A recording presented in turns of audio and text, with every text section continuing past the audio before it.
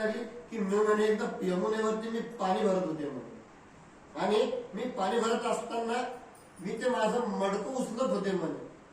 थोडीशी कळ लागली म्हणे, मी ते पुन्हा खाली ठेवलं, मी ते पुन्हा उचललं, असं कमरेवर मी ते ठेवायचा मी प्रयत्नच करत होतो, तर हा तिथं आला म्हणे. मला म्हणतोय कसं म्हणे, तुला साधा एक भरलेला मडका उचलत नाही का म्हणे, एक माठ उचलत नाही का म्हणे.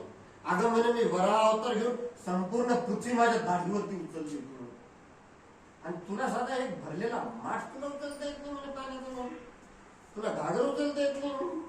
आणि त्याच्यामध्ये तितक्यात अजून एक चौथी गवळण आली, आणि ती यशोदा माझ्याकडे पुन्हा कंप्लेंट करायला लागली. अगं म्हणे बघ ना म्हणे बाई, हा असंच काहीतरी बोलत राहतो. आता परवा म्हणे मला काय म्हणाला म्हणे, आम्ही म्हणे ते काकडे भोपळ्या वगैरे आम्ही ते चिरत बसलो होतो म्हणे, हा तिथं आला म्हणे. म्हणे काय चिरताय म्हणे तुम्ही, कसं चिरव म्हणे.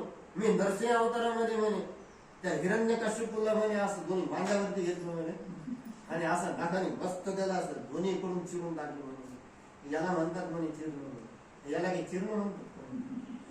त्याच्यानंतर